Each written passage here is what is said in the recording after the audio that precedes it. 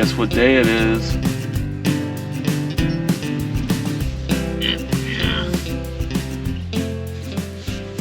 Walleye day. It's walleye opener. I have good news. Sun's out.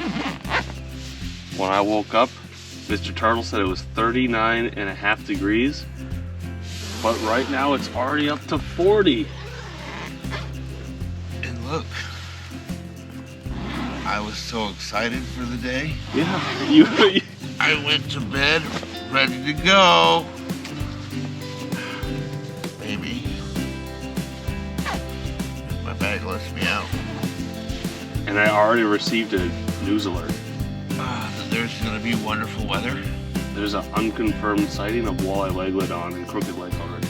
Seriously? Yes. Do you know where? Somewhere between Wednesday and Thursday Bay. That's where we're going.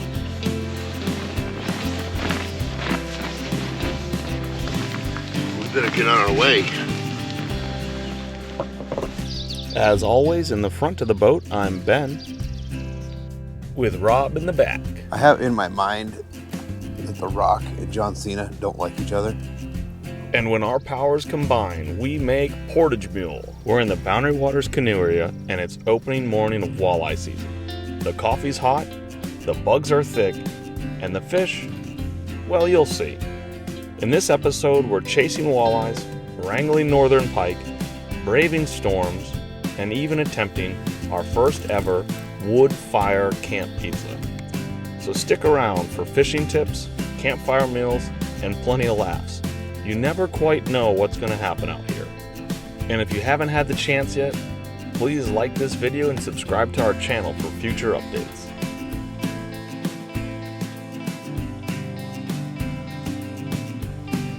Opening morning starts out the same every year with anchor rock. Picking out our anchor rock. Should I go ahead and get it set up? So we can sit where we want. Current or no current. We just use this basketball net with a carabiner tied to our line to hold it. And it's good because you don't have to bring in any weight. And you can kind of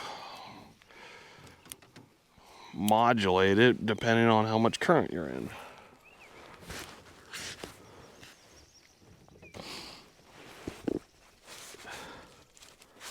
So there you go.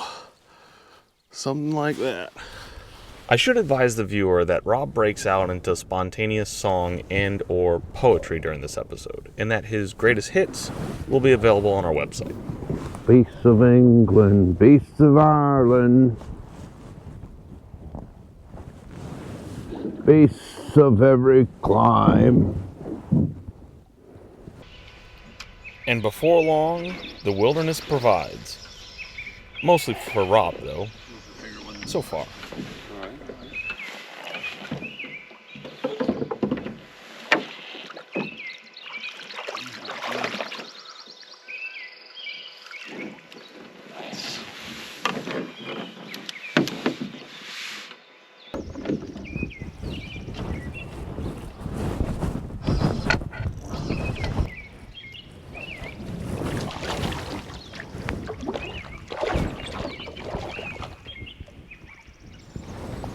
Walleye number 2.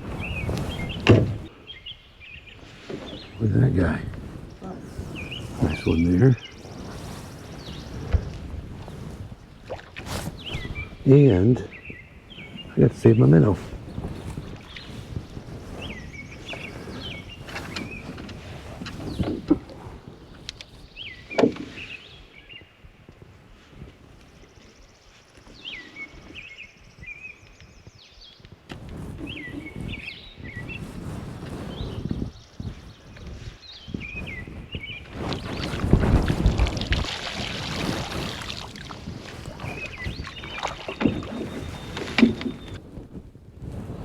Little guy.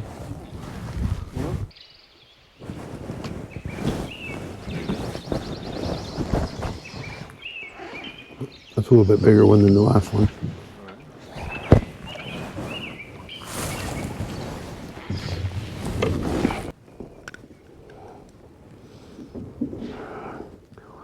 Here's the walleye here. Yeah. Oh, get off my. Yeah. Little 16-incher. Yeah, I'm just keeping about 3 to 4 reels after I touch the bottom up. And obviously, neither one of us would keep track of the number of fish we caught, but if we were, that would be 4 for Rob and 0 for me. But before I get a chance, back by unpopular demand, is the morning update. So, good morning. It is Saturday. As you saw this morning when Ben came to the tent, I was fully dressed, ready to go. And that was because I woke up while it was still dark out. And I could not sleep for anything because my back was killing me. So I went out and slept in my chair for a little bit. But then I started to freeze. But it has turned out to be a real nice day. The sun's out. We've already caught 4 walleye. And nothing real big. But that's to be expected. Big ones are sleeping in today. So water temp's 51.5 degrees. The gnats are out in full force, I would say, this year. And water's lower, probably about, what would you say, at least 2 foot? From last year, yeah. Yeah, so probably 2 foot lower than last year. Today we're just fishing with minnows and 3/8 ounce jig heads, which is pretty standard for us. Ben's got a new jig that just came out. It is the gold disco ball with yellow, and I have an iridescent green. At least I think it's green, kind of a pastel. So we'll show you those things once we get a good reason to bring them up out of the water. Ben and I came in on Wednesday, so we were in a few days before we could fish. We had some rainy weather yesterday, so hung around camp. But Ben, what would you say are the benefits of coming in early?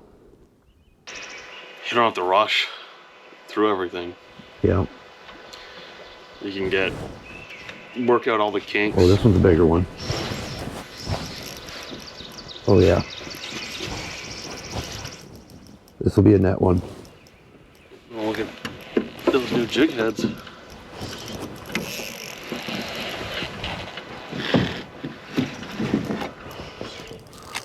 Boy, I don't know.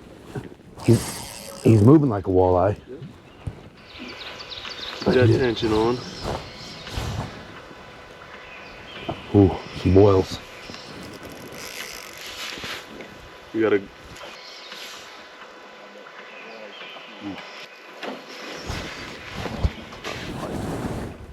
It's a pike.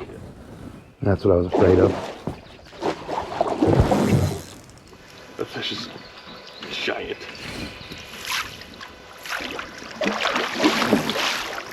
You want the net, or you're just gonna? No, I don't want the net. I don't want him anywhere near the net. Holy mackerel.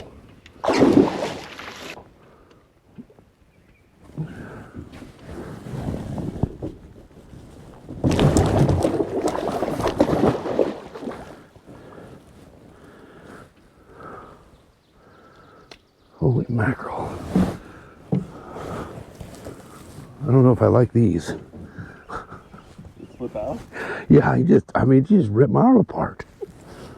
It's like I had that thing inside the mouth of an alligator. Gee whiz.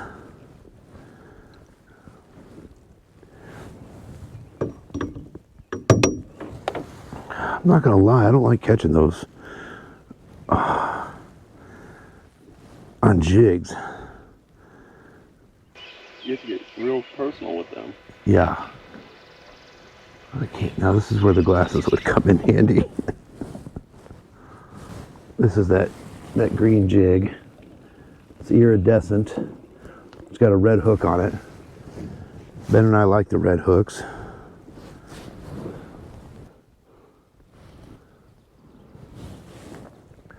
He had a mouth big enough I could put my fist in it. And I don't like that. I don't like him even looking at me, to be honest with you. There's a walleye. Nice. I think you already caught that one this morning. I did.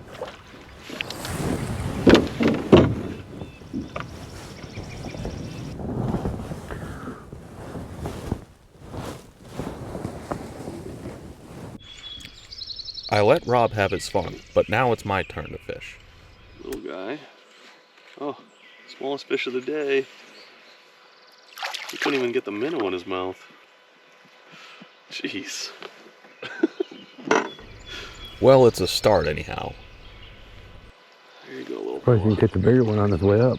Yeah. Okay. Did I just catch him again? No, bigger fish. Right on the drop.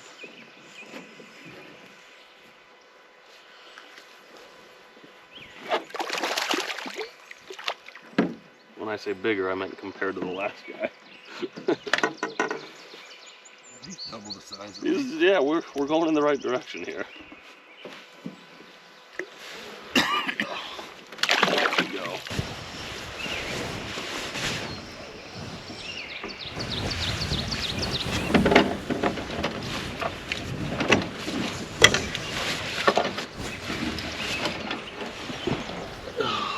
One layer. Pretty sure this is the one you just caught.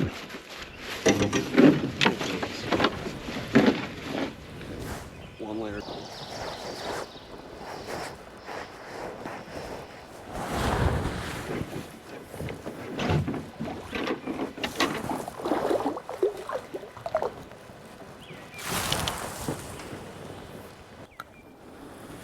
Little guy.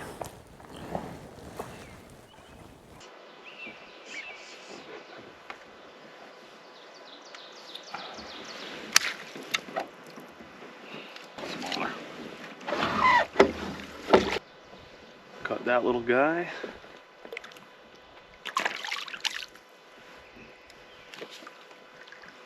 On this gold disco ball, gold hook with a yellow bottom. 3/8 ounce, just dead sticking, not jigging. There we go. Came back for it.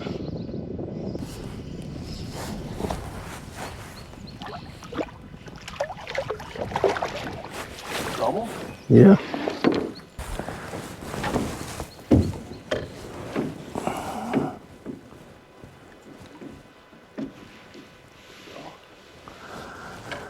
Double. Can I keep my minnow? Almost. Skinny little thing.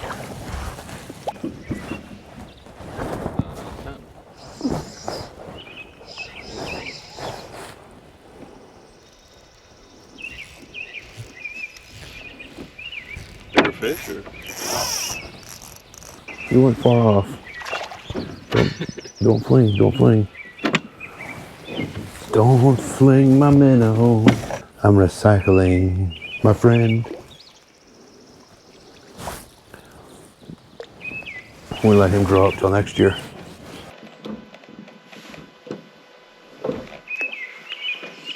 That's why that was heavy. This should be the first keeper, I hope. It's a little small. This guy came to say hello. We spent the morning at one of our old spots just above Big Current, in between Wednesday and Thursday Bay. Catching some fish, but nothing of size yet. Yep.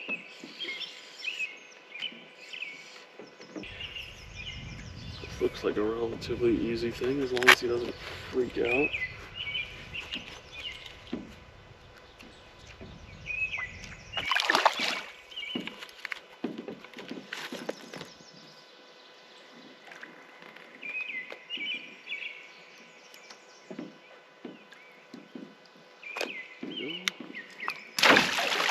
away he goes. A little bit bigger. A little bit. Seems like it really hasn't pulled much yet. Yeah. Oh yeah, he's a 19-incher. They got that beautiful green color. They got this jet black tip on their first dorsal fin right here. Biggest of the perch family. You can see the stripes on their back really give it away, and that giant eye that lets them see so good at night.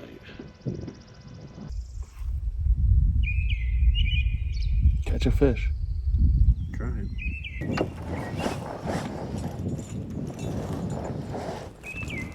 Oh boy. Bigger ones. I told you they'd come out later.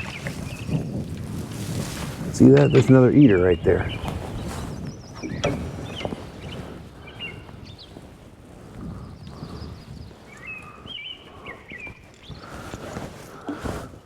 Look at him.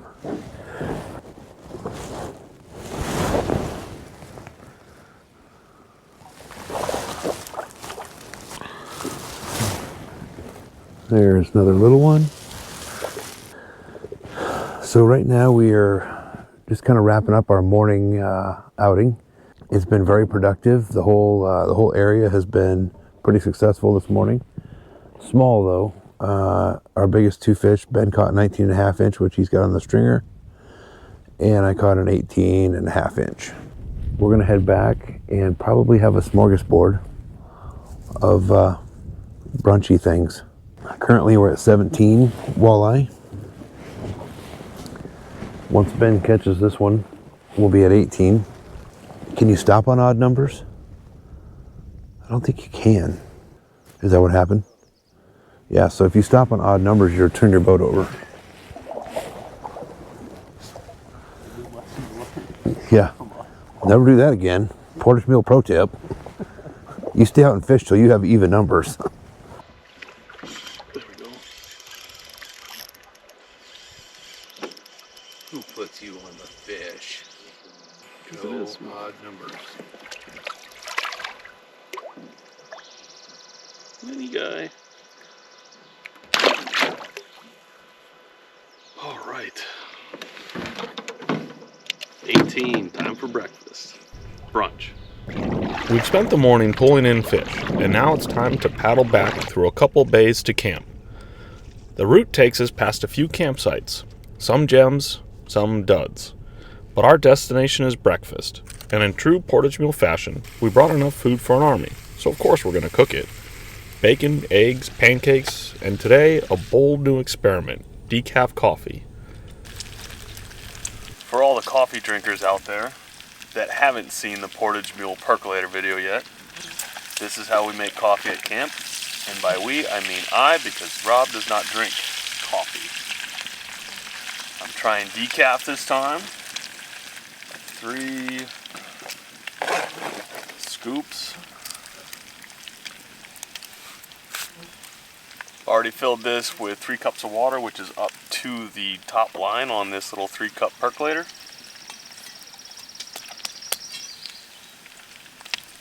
Don't overfill it past 3 cups, because then the water will mix in with the grounds on the top. Don't forget that little part, because then the grounds will go everywhere. And then put that over the fire, heat it up. Once you start to see it percolating and bubbling in the top little viewport that's kind of melted, you have 3 minutes, and then your coffee's done.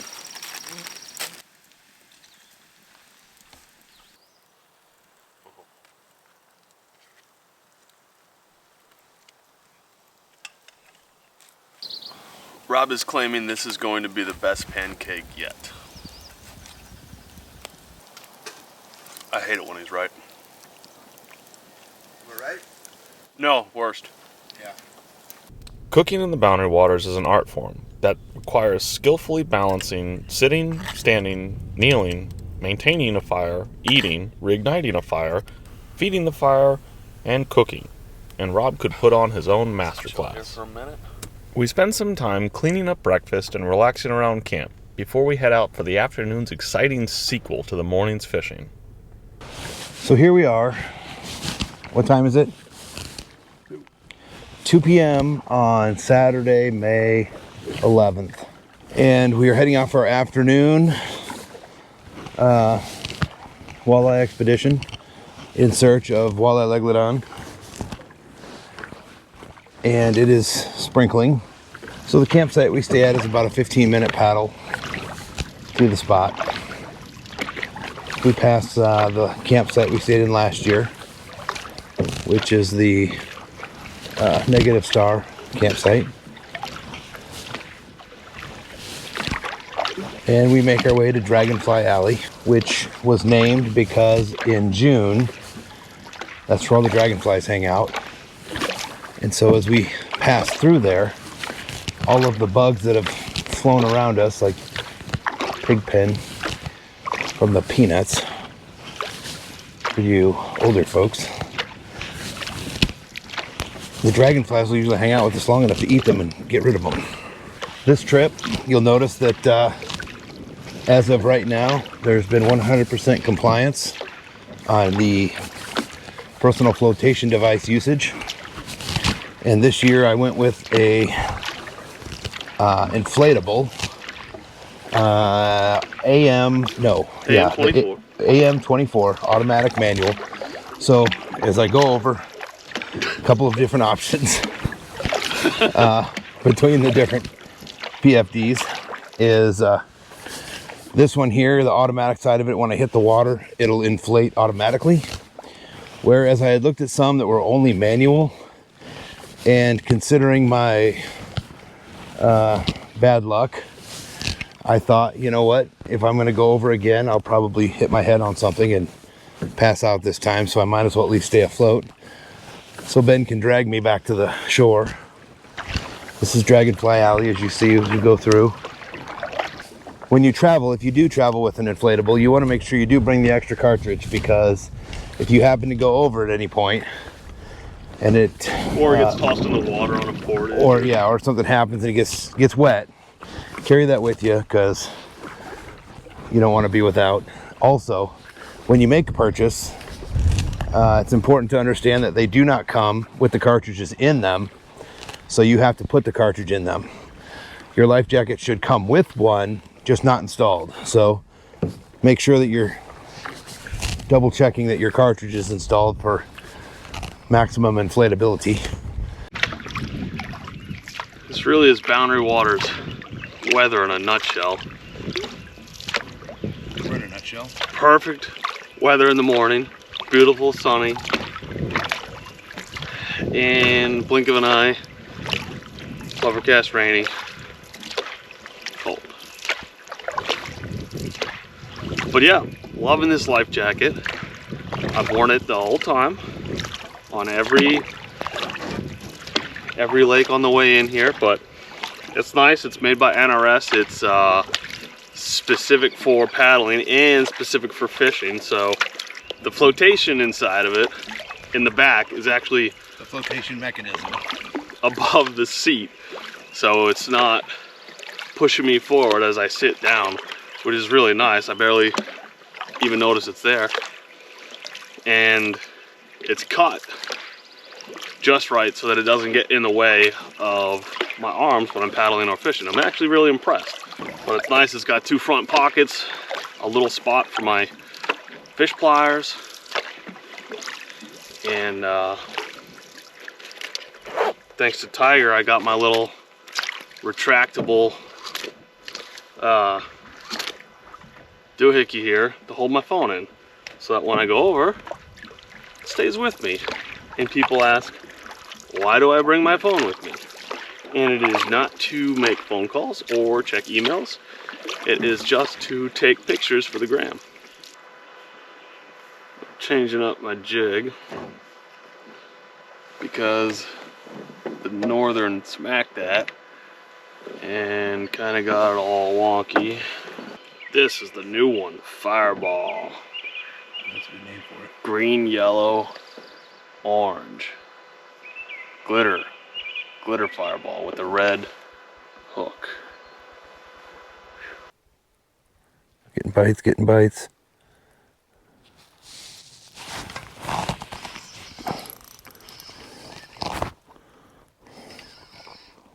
Small.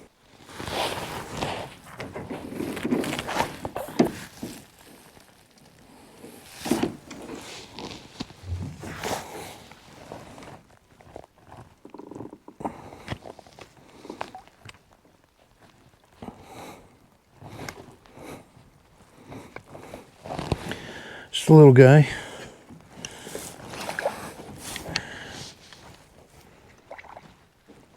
He did get my minnow though. You know a lot about walleyes. Yeah. There we go. Got it back. Still trying to hone in with my drag on this new reel.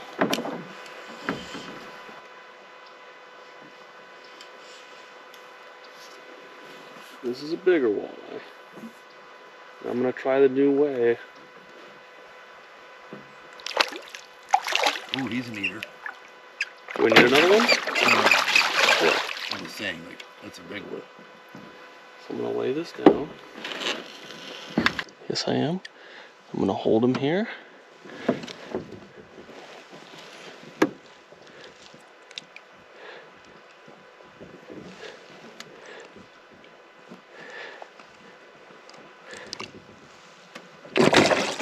Whew.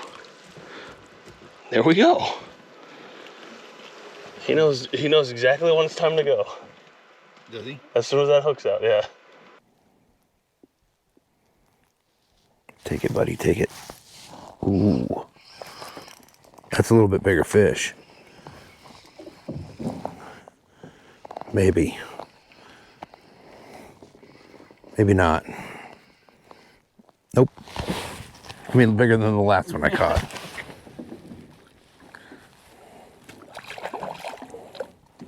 Please let me keep my minnow. Please let me keep my minnow.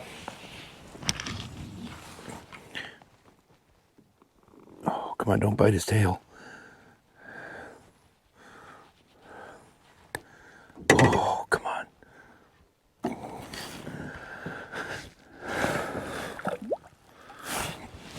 And I got my minnow back. Yeah, and people think I'm crazy when I say the only animal trait I want is to be able to hit something with my head as hard and as fast as a woodpecker. It sounds like automatic fire. That's like 10 rapid fire hits with your head. You'd break through concrete.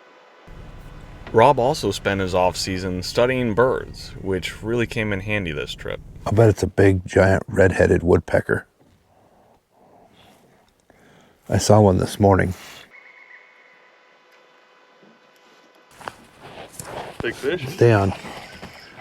I feel like it's bigger than the last one.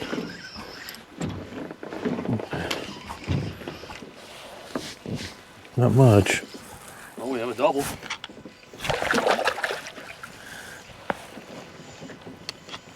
He's got that one down a little deeper.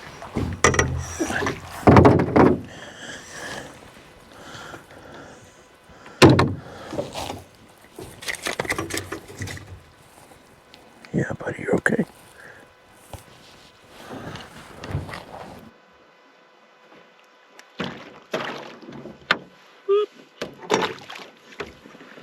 Beasts of Ireland, beasts of England, beasts of every worldly clime.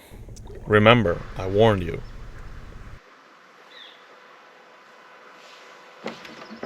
Oh. Yeah, smaller though. They seem like they're kind of hitting hard though. It's these little guys. It's not that little, is it? I think it is. He's That's 17 it's a northern, that's why. What's that? It's a northern, that's why. Oh. 17-inch northern.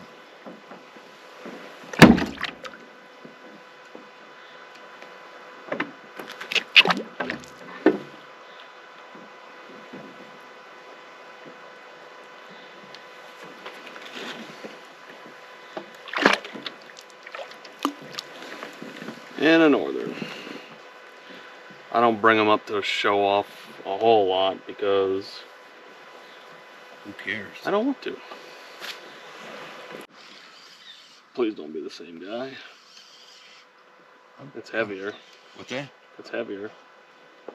It's a walleye.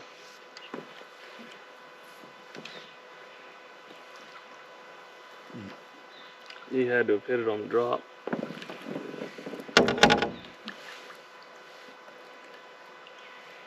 It's spawning season now. It normally happens just right after ice out, when the water temperature gets to be about 45 to 50 degrees.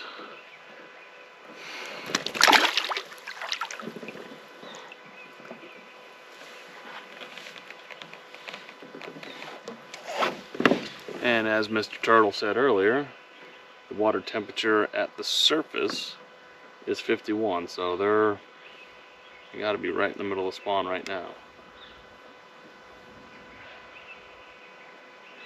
And they like to spawn on over rocky and gravelly terrain with running water like we're in here to help aerate the egg. So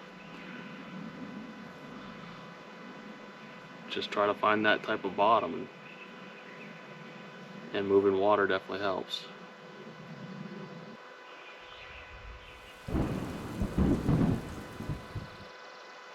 Well, we know what that sound is. Yeah.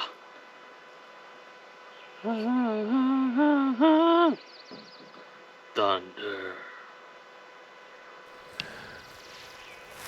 When we're out in the middle of the lake Thunder. and you're scared because there's a giant lightning rod at the canoe. Thunder. So what do? You start paddling for all that you're worth. Thunder. And you go and you find a place that is safe. Before you get Thunderstruck! Lightning struck! Should have had my guitar paddle for that one.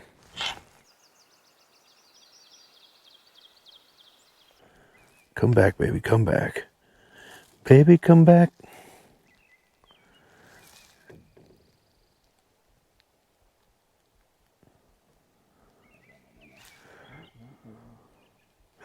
Cause I just can't live without you. Baby, come back. You can blame it all on me. My minnow is still waiting, can't you see?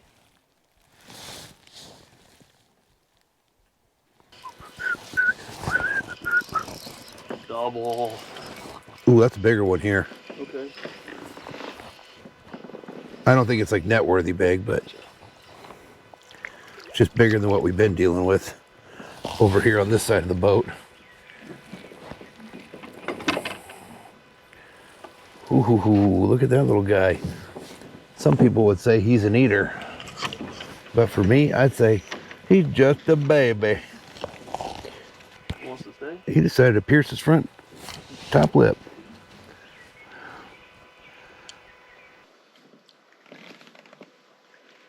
There you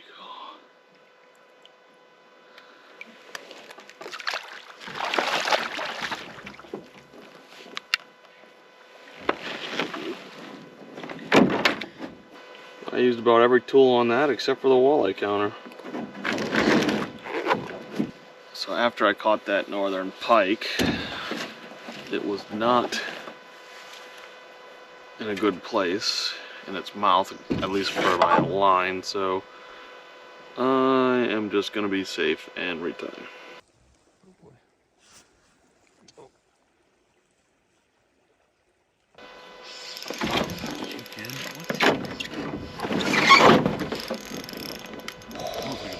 Yeah, feels heavy.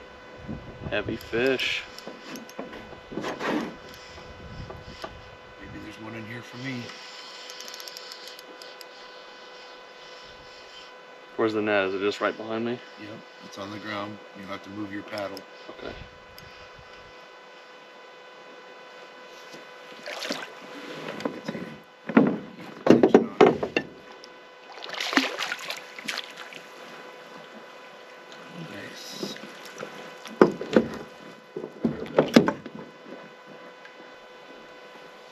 There we go.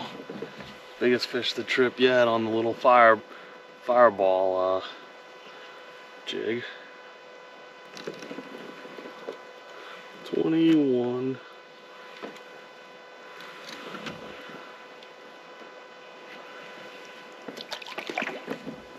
So this time of year, those most likely female, and we like to throw those back for the fisheries. They can lay between 300 and 400 eggs in 5 minutes time, and in the 2 weeks that the spawning takes place, a female can lay up to, I think on average, about 100,000 eggs. So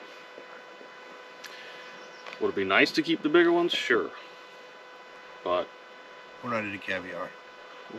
we're not into walleye caviar, so we just toss them back and let them lay their eggs, and they sink to the bottom of these gravel and rocky areas and actually stick to the bottom. So, but it's good to know they're in here. Means we're in the right spot.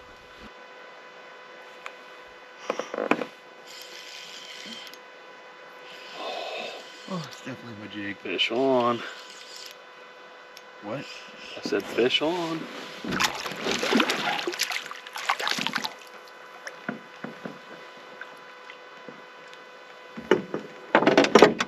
Oh, dude. Keep my minnow. Away he goes. You want some? I thought you'd never ask.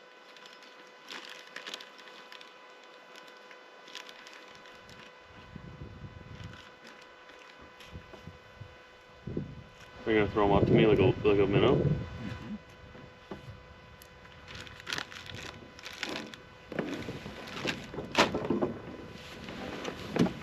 I don't throw the whole bait bucket at you.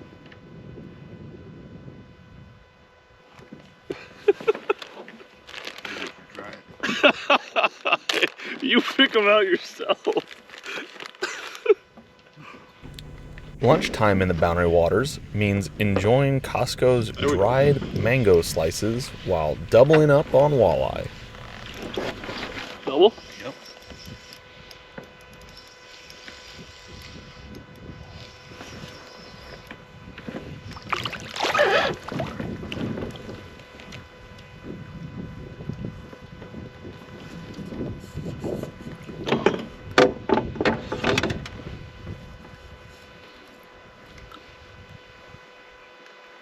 Tiny little guy, but it counts. Mine's bigger.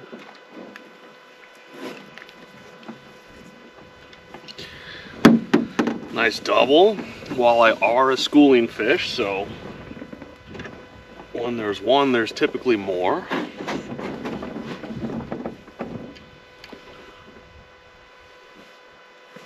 That line is... Not to mention classes in session. Yeah, the professors are here. Before long, the rain returns, and because our GoPros use external accessories, they don't mix well with water. But through the magic of video editing, the rain doesn't last very long, and we're back in business. Get back to it.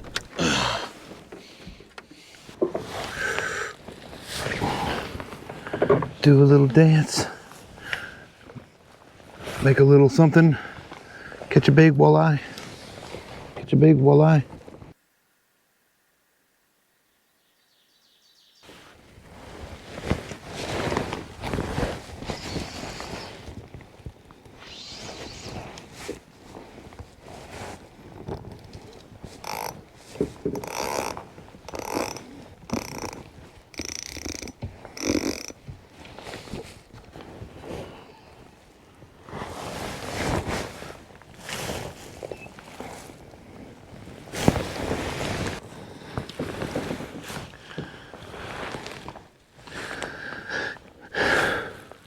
Mark him? Did you catch one? Yeah, When? just right now. I just held him up to the camera and dropped him back in. Are we shooting a silent film? I was worried about my rod, so I just...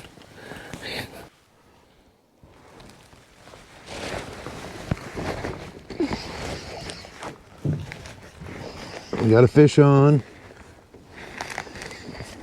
Since it's not a silent film. Yay! I kind of reeled that up a little too far. You're gonna try to bring him through the eyelets?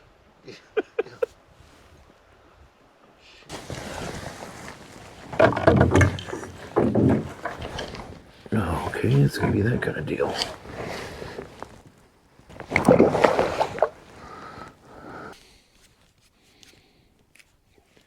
Breaking into the next 24 pack of Gatorade we brought.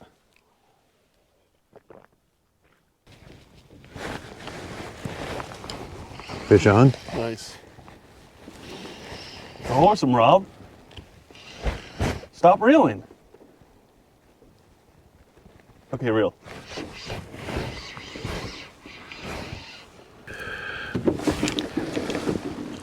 Look at this beauty. I mean, she is trophy-sized walleye up here in Crooked Lake. I mean, you just can't get better fishing than this. I mean, just look at it. Just a bunch of small fish up here, no reason to come. I mean, that water is just freezing.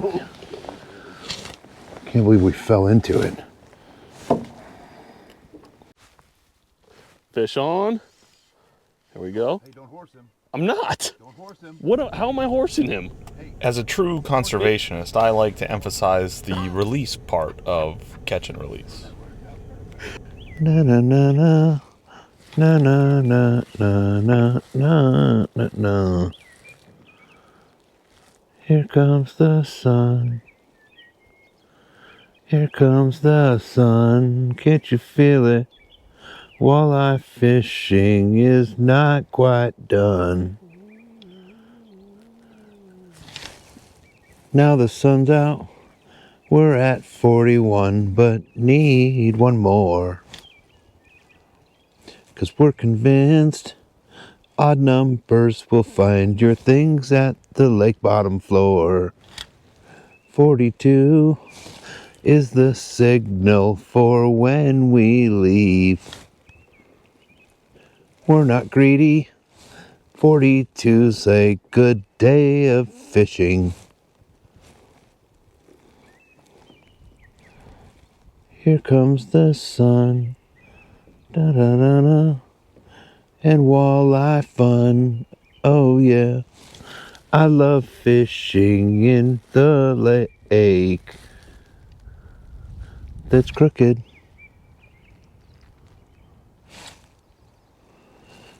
Probably should have been a singer or a songwriter.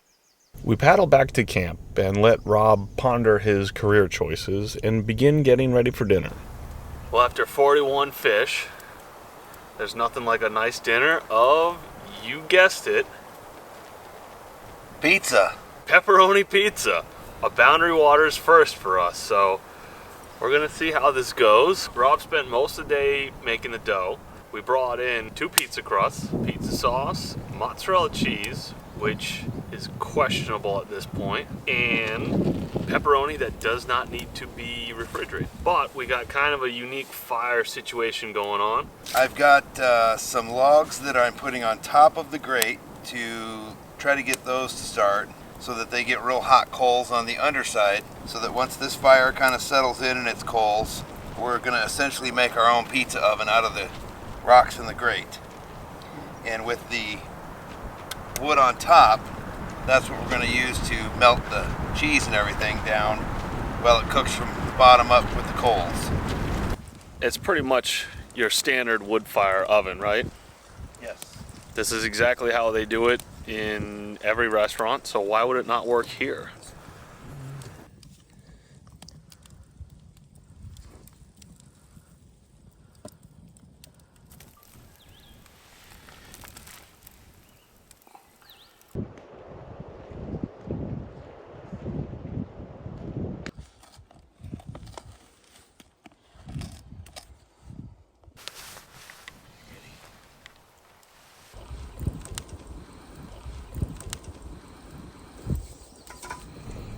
The pizza was great. The view was phenomenal. Everything was so amazing. Rob and I didn't even find the time to get our chairs. Wow. That is unreal. How good that is. Mm-hmm.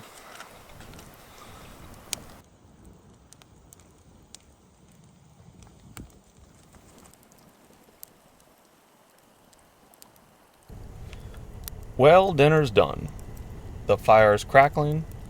We have hot chocolate in hand. And even the northern lights showed up while we were snoring. But the night was perfect, peaceful, and completely misleading. Because at 3:30 a.m., Mother Nature tried to blow us over to Canada.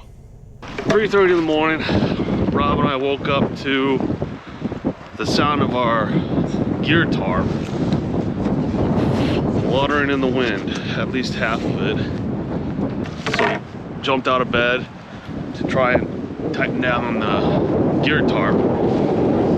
But as we were getting out of bed, the tarp above our tent started to give way. So it was a little solid there. dangerous. Yeah, it did. A little dangerous because we have the tent poles. One went all the way up and over the tent. Attached to them. Yeah, they were, you know, the very first thing as I got out of the tent, I was greeted by a tent pole whipping around. So a little dangerous, but rather than tightening them down, we just had to cut them off and gather up the tarp before we lost it. Both tarps. And right now we're just going around taking stock of the campsite.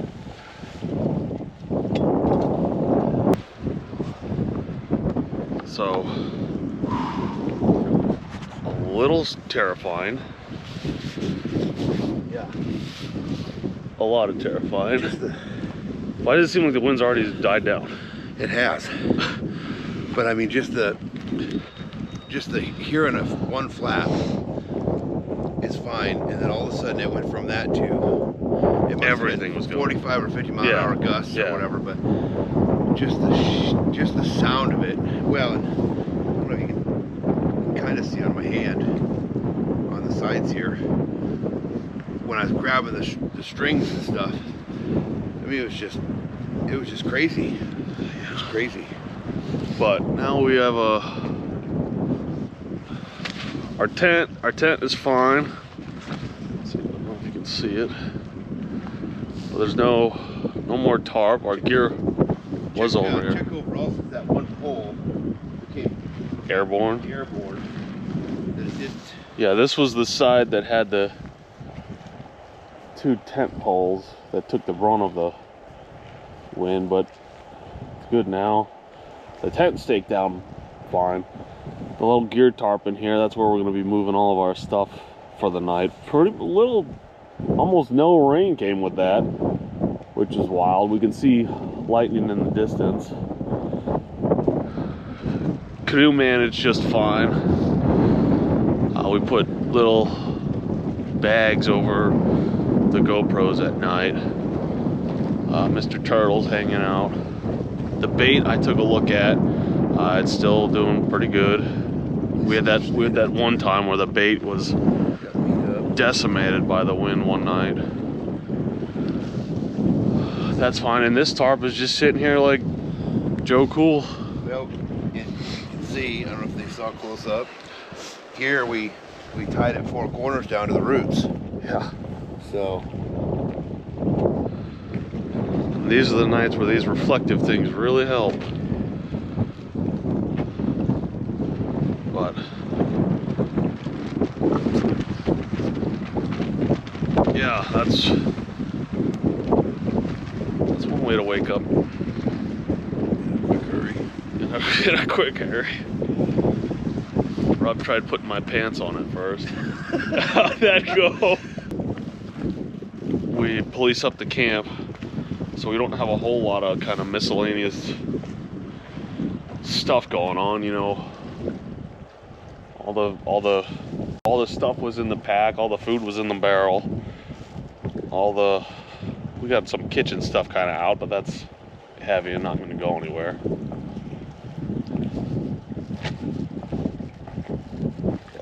I wish you guys had seen that tarp going, but that was, it's like waking up in a tornado. Yeah, now the stars are out and it's beautiful.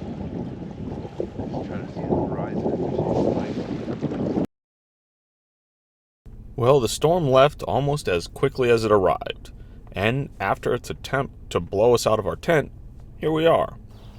The sun is beginning to poke out.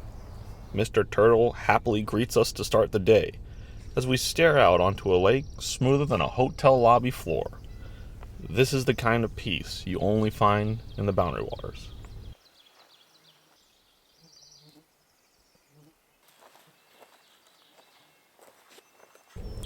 And now I'll turn it over to Rob for his uplifting update on the bugs. The flies are horrible. So I'm not an, what do they call them? Etymologist that deals with insects? I'm not an insectologist, but I'm gonna guess that because the last couple years Ben and I have come up here and ran into no bugs in May, that the mayfly hatch, these gnats and stuff, have everything to do with when the ice out happened and when the lake became unfrozen. So I would suggest that as those of you who are planning to come up, check your ice out date so that you can come prepared with everything that you need for these types of insects.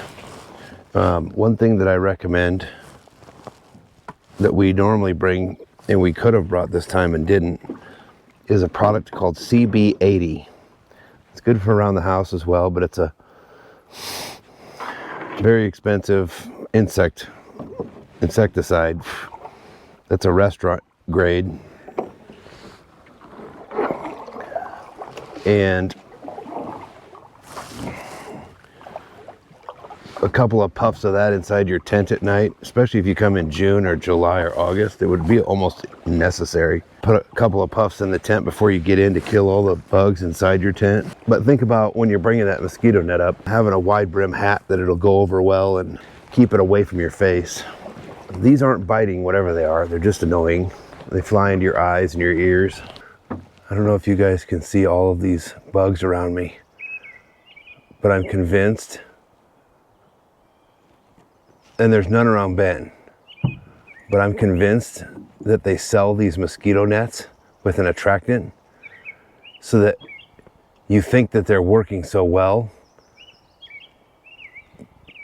but that's all you see on the front of your face. It's horrible. I think there's hundreds of them around me.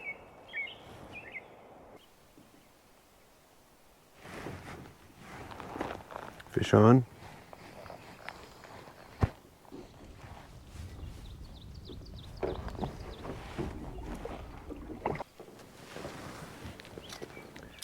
He's a meaty little feller. Yeah.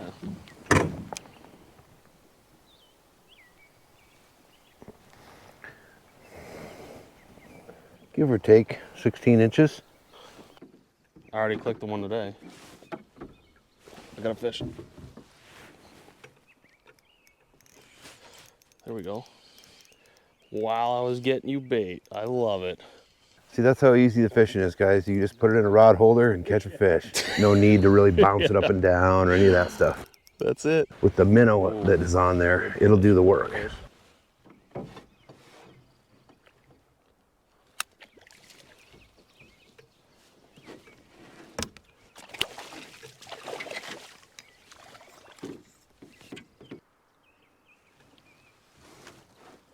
This guy is all marked up from the spawning season. You can see that. Jeez. Yeah, to recap, we're using 7-foot, 1-inch poles with 15-pound braided line and 3/8 ounce jig, and I still have the same jig head from yesterday. What color do we call that one? We called it Disco Inferno. Disco Inferno, that's right. green on the bottom, orange in the middle, yellow in the middle, orange on the top with a red hook, which is now almost all gold. And we'd like to say thank you to the commenter that told us about wrapping these in our bait caddies in duct tape. So we chose, white. Got it from Menards and duct taped the top white and the sides white. And we really didn't lose any minnows, maybe a handful on the way up here, but helps keep them cool. The water temperature helps as well. It's 51.9 degrees.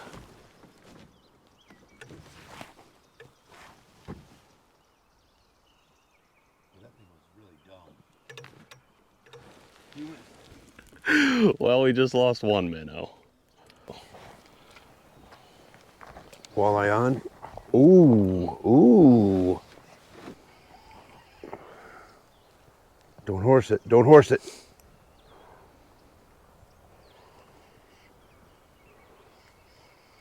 Don't horse it. Ooh, yeah. Oh, what a beauty.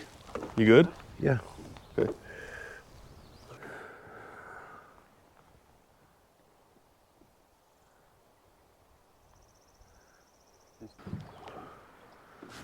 Off she goes.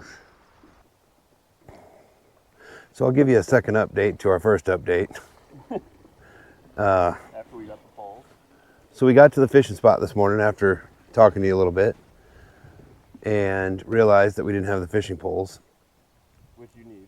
Which, crazy as it sounds, you need them.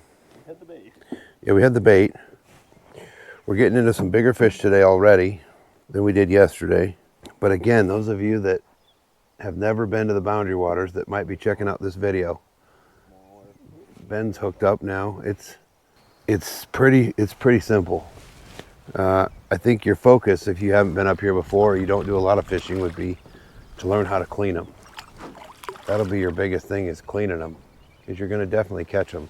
Just barely hooked by that top little lip. As I say that, now I can't get them off. So we brought 2 pints of minnows, and I regret to inform our viewers that we are going to have to cut our trip short because we're going to run out of bait. My minnow still's good. All right, he's not good, but I got him back.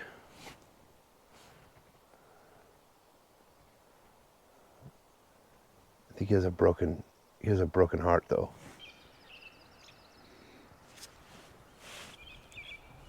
Fish on.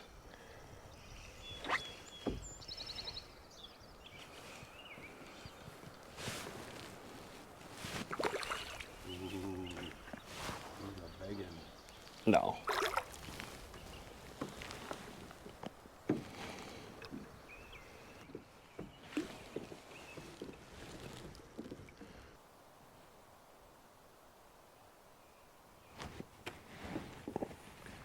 Fish on. I feel like he's a little bigger, but I don't think I need the net. Nope, he's not. A monster. He's a little smaller, but he's got a lot of fight in him. I thought you had the Leglodon on there for a second. No. Just this guy right here.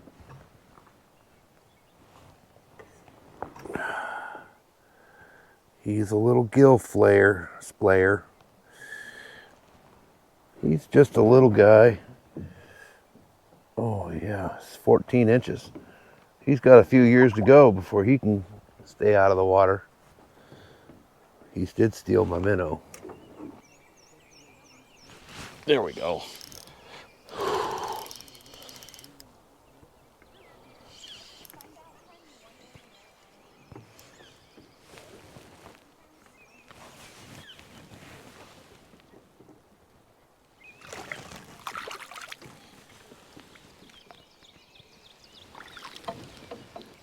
Disco Inferno jig.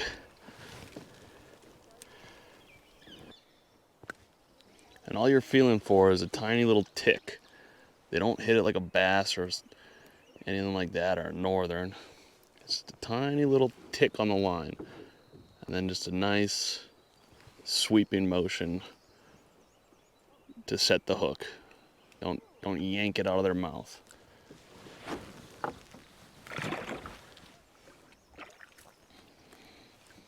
$51. He's 16 inches.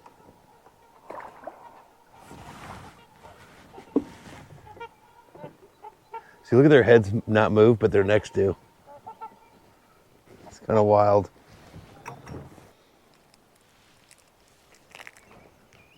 I just tried to eat this through the net. Oh, what an idiot. It makes for good TV. Fish on. We still love you, Rob. I seriously rammed it right into my mouth. I'm like, what?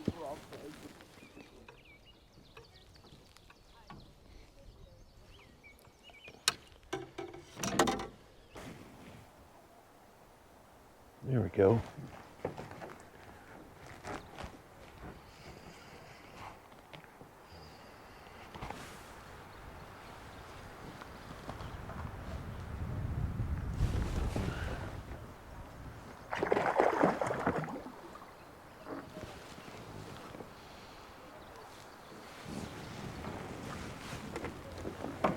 That was the one I tried to catch. Was it? Yeah. He used to be an eater. You needed him too.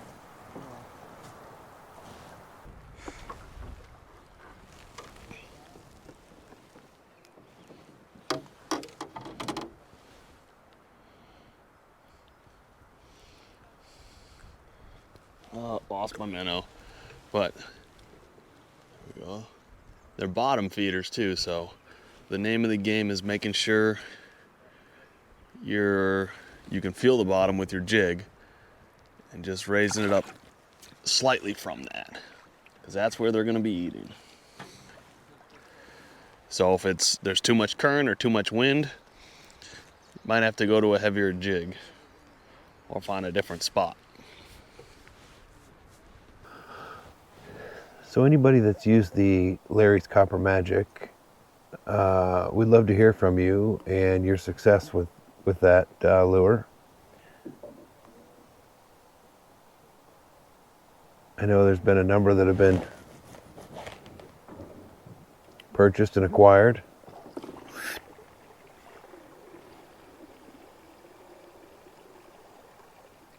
So we'd love to hear about your success stories, or if you weren't successful.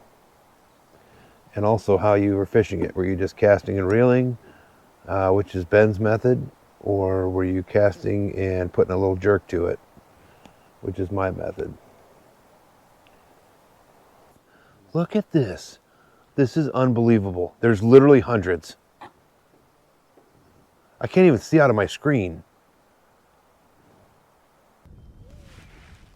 Got it back.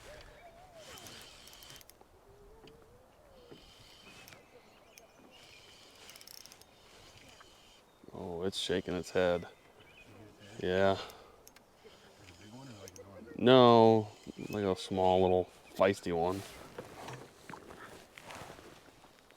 Okay, this fish is very important to us because it means breakfast.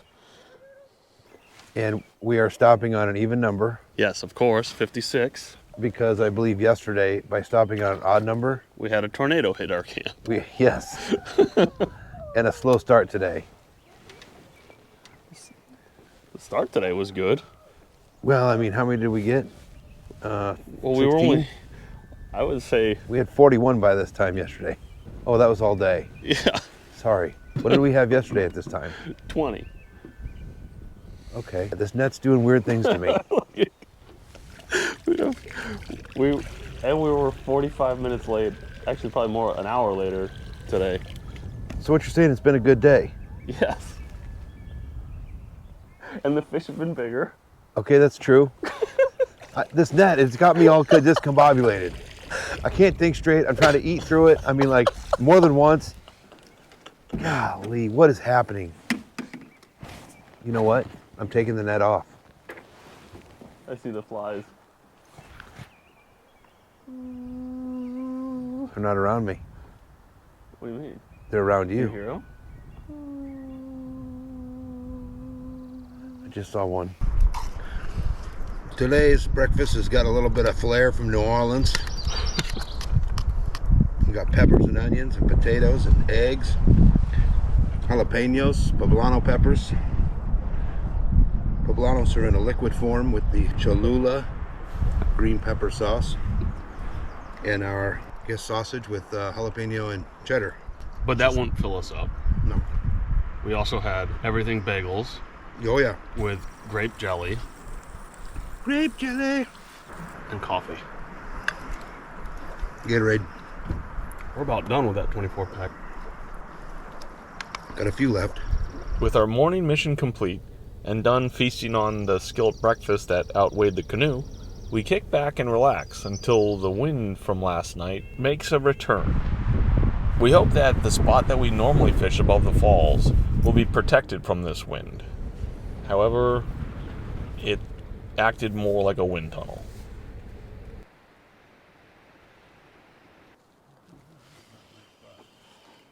I feel like it's the same little guy again.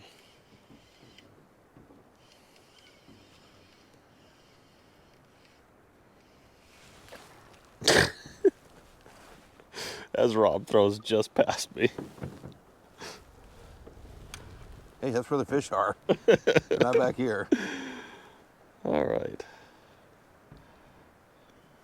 That's probably where the anchor is too, doggone it. Yeah.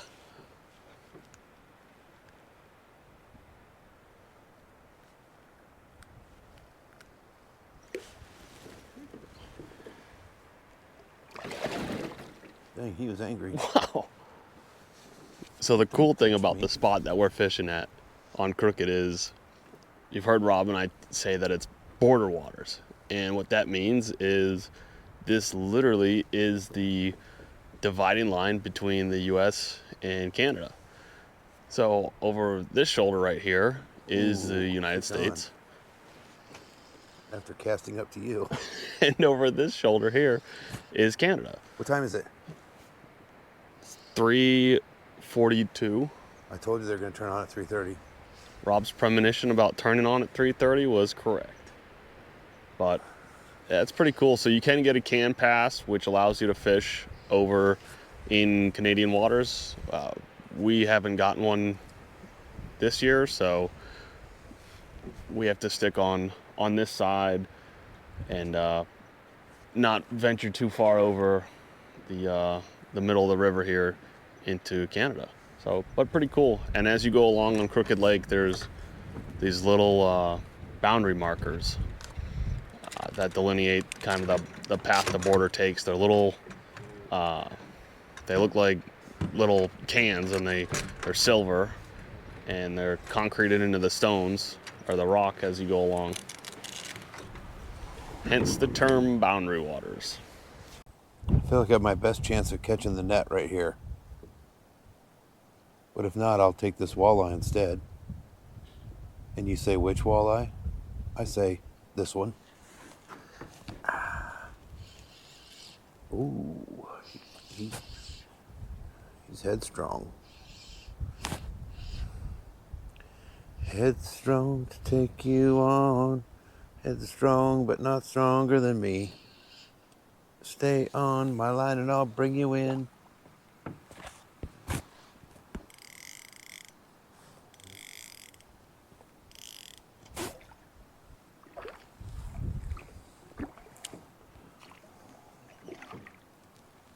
He is trying to throw that jig.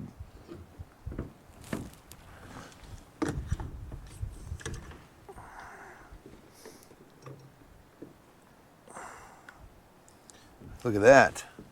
He is a nice looking wally. And he's gone.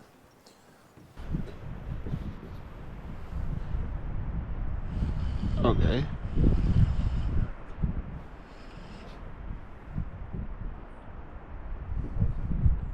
I'm not horsing him. Here he comes.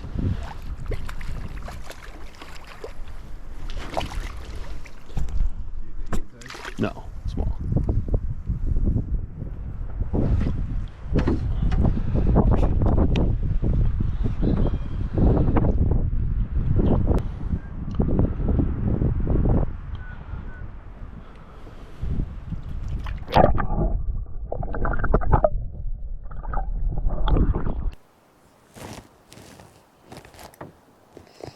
Fish on.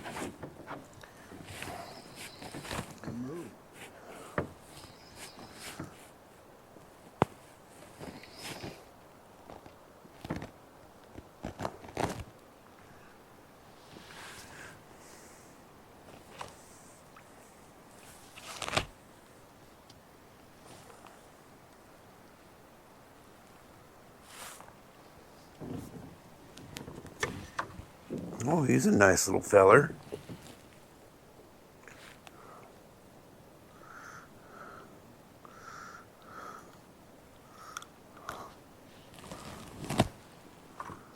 Sure. Do I have 18 words?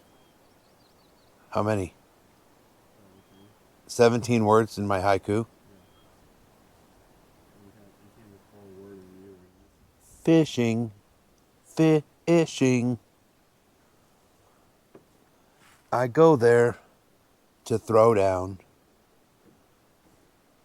Catch one to eat, then lay down. Pancakes. Bacon. In the morning, my back is aching. Walleye. It's so good. Buttered up, egg wash, crackers, fried. Thankfully, before the next stanza, we were interrupted. It's fish. What kind? A big one. Ooh. Larry the Lunker? Oh boy. That's a net worthy.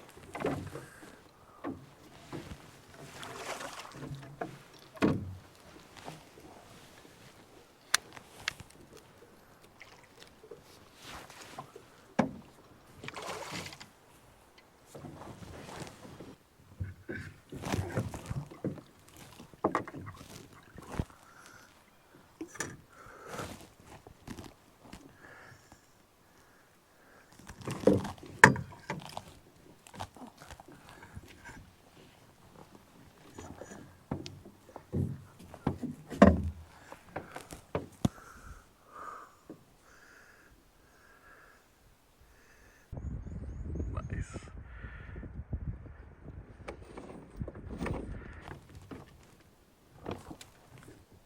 $24.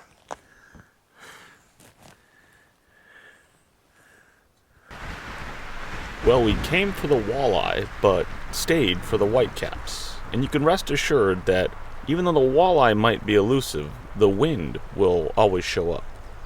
And you have to be careful in a canoe for obvious reasons, but especially if you're anchored. Because eventually the wind will push you to the end of your anchor rope, and you're going to feel a very strong tug that's going to try to throw you and your partner out of the boat. A little deeper than we were. Okay, so that's where we're at. We'll bring her 12 to 18 inches off the bottom. And now we play the waiting game. There we go.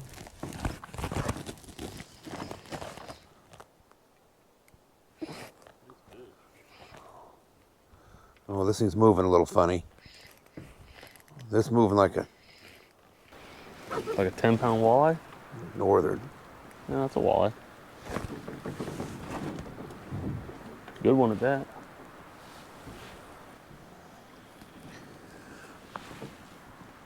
He's a little. What is that? He's a little eater. Ooh, there's a rock right there that just about hung me up. Oh, it was a fish. No. Yes. No. Yes. I yanked it right out of his mouth and I need a minnow.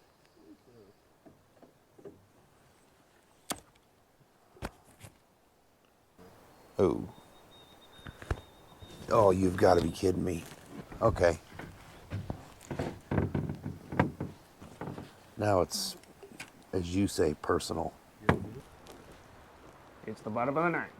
Full count. Bases loading. He's out of there. I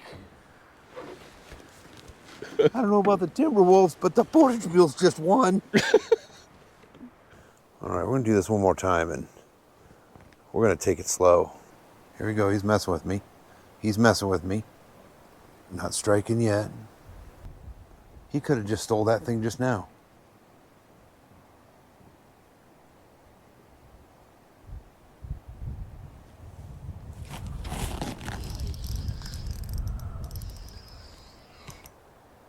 It's little. It might grow on the way up.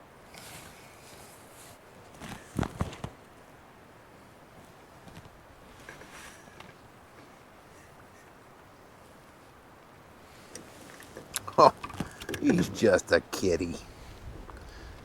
Just a tiny little guy. Meow. Come on. Spit it out. Look at you. You're so cute. Come back in 2 years.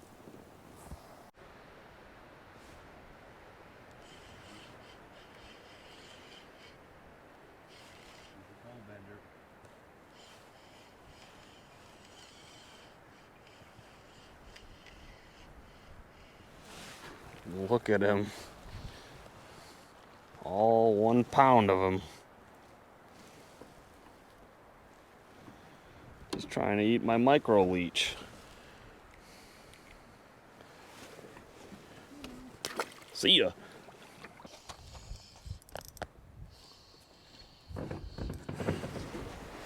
$4.45? Higher. $4.55. Higher. $5.05. Higher. Huh? Higher. $5.15. Lower.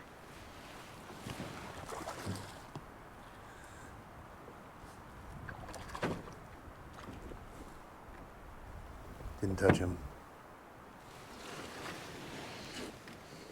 I think they're getting smarter. I need a minnow.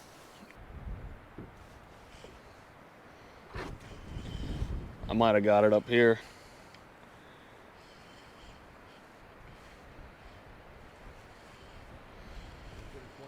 No, it's not.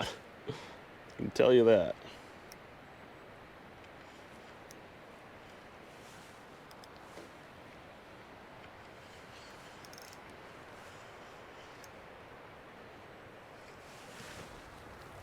But it might be close.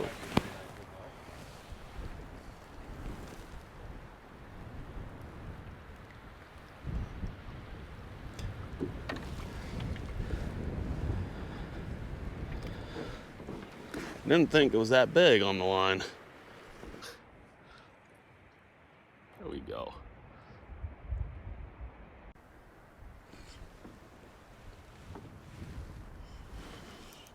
Didn't even let it get to the bottom.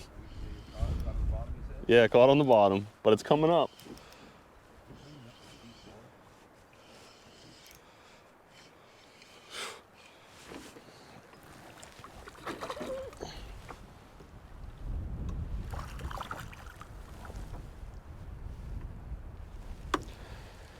Still with the Disco Inferno.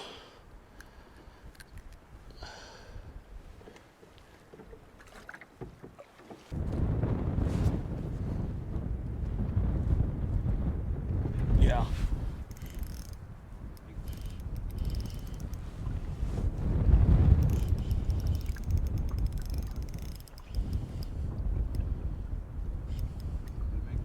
Yeah, it's a big fish.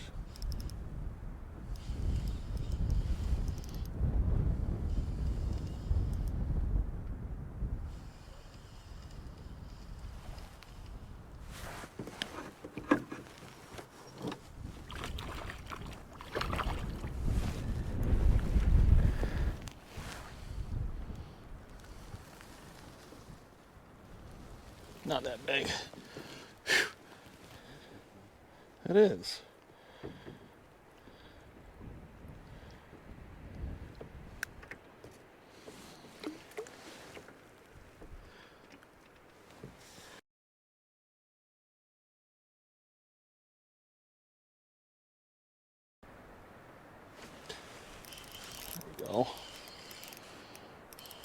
Came back for it. Yeah. Couldn't resist. Did he just walk on water? That's nothing short of impressive.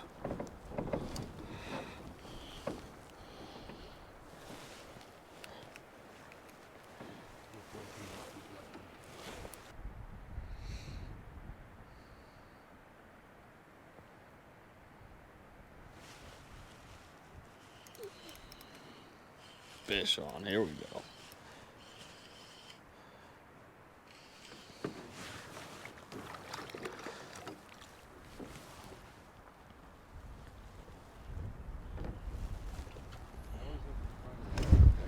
Yeah. Smallest guy yet today. Oh. Walleye win, walleye chop, but this is more like a walleye hurricane.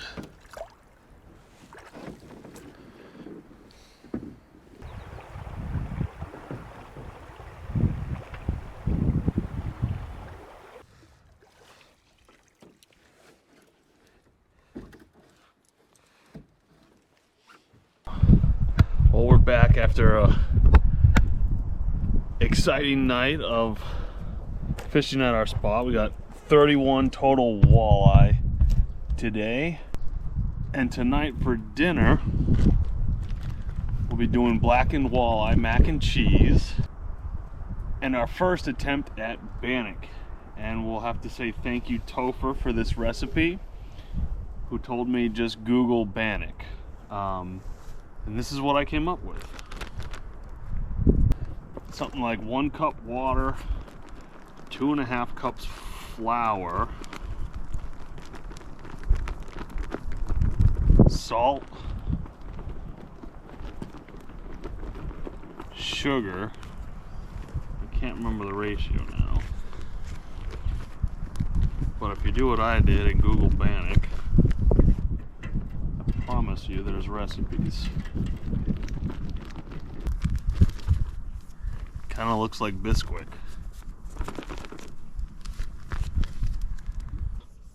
I kind of messed the first one up, made it way too thick, but we are going to cut that one in half and try to salvage it along with these other ones. Actually, I think if you were to cut them like biscuits, Yeah, bring a little biscuit cutter. yeah. A little piece of, Walleye shaped biscuits? yeah. And then just put them on there, I think. Or like a press, like a cookie press. Yes. So it's perfect. And then just put them on. Then they would be like biscuits. They say you can make them circular and it's like biscuits, but we have 2 other ready to go bannocks for us to test around. The first one was not successful. But if you have an awesome bannock recipe, please send it to us. And as Rob has already said, he wants one for breakfast called the bananock. What does that say? Bananock? Bananock. Yeah. Bananock. Yeah. Okay. Honest reaction to the first bite of Topher's secret Googled bannock recipe.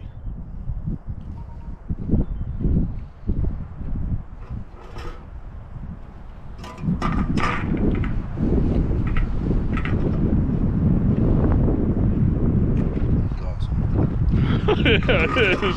It's gonna be amazing with honey. That is so good. Don't try this at home. Seriously, I've been told it doesn't taste the same. That's so good with honey.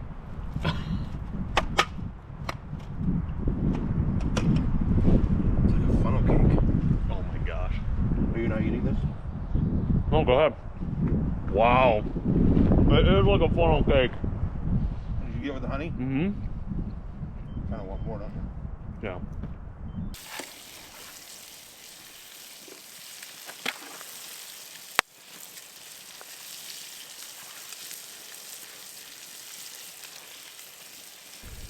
Thanks for hanging out with us here in the Boundary Waters.